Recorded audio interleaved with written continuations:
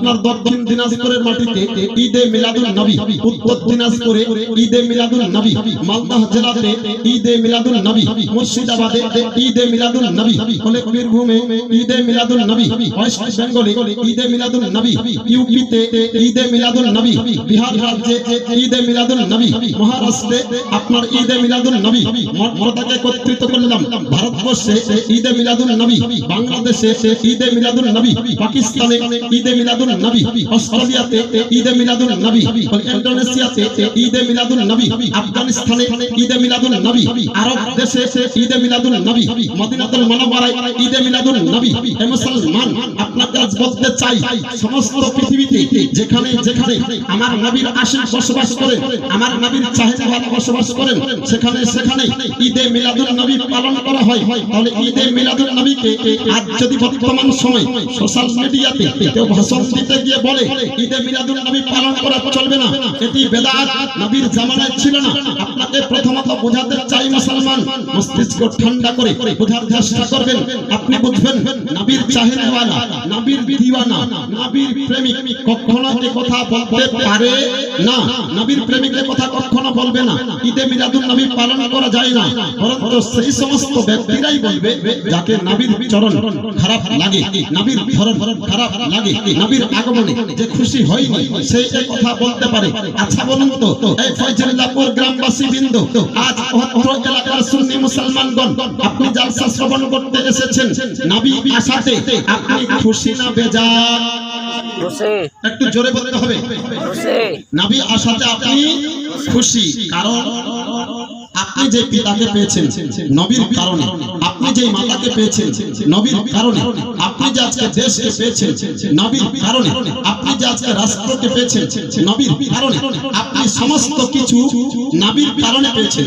বোঝা গেল বাপের আগে নবী, মায়ের আগে নবী, স্ত্রীর আগে নবী, সন্তানের আগে নবী, বলে আত্মীয়ের আগে নবী, তাহের আগে নবী, বিহাইয়ের আগে নবী, মেয়ের আগে নবী।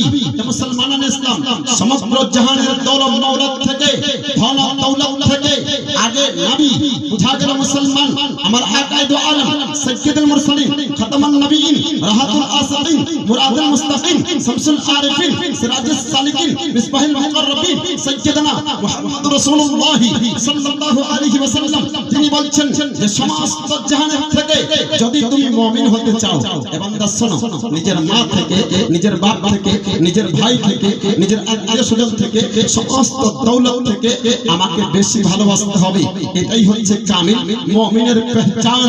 বলে শুনুন, মুসলিম শরীফের হাদিসে আছে, আমার নবী খুদ সোমবারের দিন জন্ম, আর 24 সালের যে আপনার জুলুসে মুহাম্মদি পার হলো, সেটাও ছিল সোমবারের দিন। এত সৌভাগ্যের বিষয়, এই দিনকে কেন্দ্র করে আপনি কিছু কিছু জায়গায় দেখবেন মুফাসসিরগণ কিতাবের মধ্যে উল্লেখ করেন যে নবী যদি এই দিনে ধরায় না আসতেন, আমরা শবে বারাত, শবে কদর ইত্যাদি দিনগুলোকে পেতাম না। কেন? সৃষ্টির মূল কারণ হচ্ছে নবী কায়নাত সাহিবুল আওলাদ সাল্লাল্লাহু আলাইহি ওয়াসাল্লাম। আপনি বুঝে নিলেন ঈদে মিলাদুন নবী সাল্লাল্লাহু আলাইহি ওয়াসাল্লাম পালন করা বহিদ। বলি নবী আমার সোমবারের দিনে রোজা রাখতেন, আপনি ঈদে মিলাদুন নবী পালন করেন মাত্র বছরে একবার। আমার নবী পালন করেছে বছরে যতটা সোমবার পড়েছে, প্রত্যেক সোমবারে নবী আমার রোজা রেখে ঈদে মিলাদুন নবীকে পালন করতেন। মুসলমান, নবীকে জিজ্ঞেস করা হলো, সাহাবায়ে কেরাম জিজ্ঞেস করলেন, ইয়া রাসূলুল্লাহ, আপনি সোমবারের দিন রোজা রাখেন কারণ কি? নবী আমার বলেন, ওগো শোনো, এই দিন আমি রোজা রাখি কেন? মূলত কারণ হচ্ছে সোমবারের দিন আমার আগমন উপলক্ষে আমি খুশি হয়ে রোজা রাখি। জোরে বলবেন না সুবহানাল্লাহ। আচ্ছা, ফজিল্লাপুরের মুসলমান, আপনি বুকে হাত রেখে বলুন, নবী বলছেন আমি জন্মের আগমনে খুশি হয়ে রোজা রাখি। তাহলে নবী আমার জন্মদিবস পালন করলেন, ধরন রোজা রেখেছিলেন, আপনি জুলুস করছেন কোথায় পেলেন? আপনাকে দলিলটা দিয়ে দেবো ইনশাআল্লাহ তাআলা। মুসলমান, সর্বপ্রথমে জুলুস কে পালন করেছিলেন, আদেশ কাকে দিয়েছিলেন? আপনি এর পূর্বে শুনেছেন, তবে একবার দুরূদ শরীফ পাঠ করেন। একটু আগে বেড়ে যাই, শুনিয়ে দেব। আল্লাহুম্মা সাল্লি আলা সাইয়্যিদিনা মাওলানা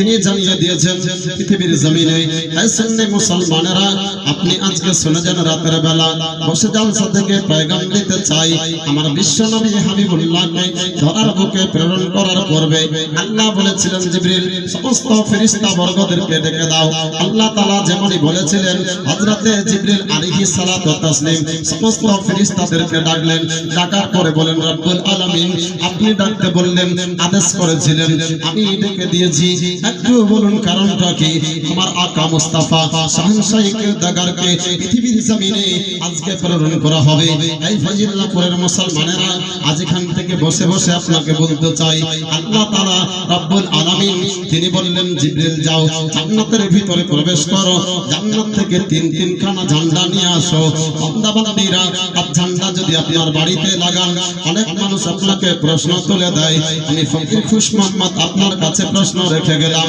কিতাবটির নাম খাসাইসুল কুবরা শরীফ উক্ত কিতাবের ভিতরে বর্ণনা করে দিয়েছেন লিপিবদ্ধ করা হয়েছে লিপিবদ্ধ করা আছে হযরতে জিবরিল যেমন ঝান্ডাগুলো নিয়ে আসলেন আল্লাহ তাআলা বললেন জিবরিল একখানা ঝান্ডা ছাদের উপর লাগিয়ে দাও কোন ছাদের উপরে লাগাবো আল্লাহ পাক বললেন কাবা ঘরের ছাদের উপরে লাগিয়ে দাও এই কাবা শরীফটা কি জিনিস আপনি আমি সকলে বুঝি আল্লাহ তাআলা যেমন বলেছিলেন কাবা শরীফের উপরে ঝান্ডা লাগিয়ে দাও হযরতে জিবরিল আলাইহিস সালাতু ওয়াস তাসলিম তিনি ঝান্ডা লাগিয়ে দিলেন বুঝাতে পারলাম মুসলমানেরা ঝান্ডা লাগানোর কথা পৃথিবীর জমিনের কোনো মোল্লা বললেন না কোনো পীর সাহেব বললেন না কোনো মুফতি সাহেব বললেন না কোনো মৌলভী সাহেব বললেন না বললেন তো বললেন কে বলে মহান আল্লাহ তাআলা আমার হাবিবে আজকে পৃথিবীর বুকে যাবে ও জিবরিল শোনো জান্নাতি ঝান্ডাকে আসমানের উপরে শুধু তাই নয় বলে বান্দা বান্দীরা আল্লাহ তাআলা যেমন বলেছিলেন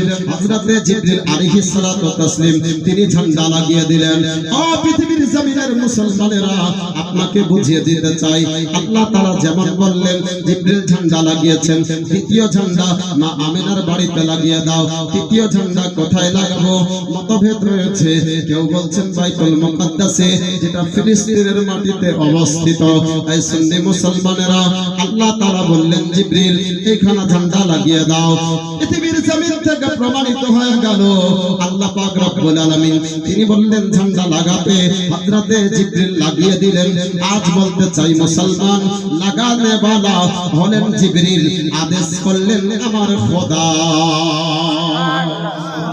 কে লাগাতে বললেন আল্লাহ তাআলা লাগালেন কে জিবরিল আলাইহিস সালাতু ওয়াস সালাম আজ যদি এই এলাকার কোন মুসলমান চাঁদ উদয় হয়ে গেছে রবিউল আউয়াল শরীফের নিজের বাড়িতে আপনি ঝান্ডা লাগিয়ে দিলেন ইসলামিক ঝান্ডা কোন ব্যক্তি যদি প্রশ্ন করে আমি খুশ মোহাম্মদ আপনার কাছে নগণ্য একটা প্রশ্ন রেখে গেলাম বাবা আল্লাহ তাআলা লাগাতে বলেছেন জিবরিল লাগিয়েছেন আমি যদি এটা কাজ করি আল্লাহর পক্ষের কাজ করলাম ফেরেশতাদের পক্ষের কাজ করলাম কোন মোল্লা যদি নিষেধ করে আমি কার কথা ধরব না ঠিক কি না বলুন মুসলমান এই পৃথিবীর জমিনের মুসলমানেরা আজ আপনি শুনে যান রাতের বেলা যেমনই ঝান্ডা লাগানোর কথা এসে গেল আল্লাহ তাআলা বললেন মাওলাদুন নবী হবে ও জিবরিল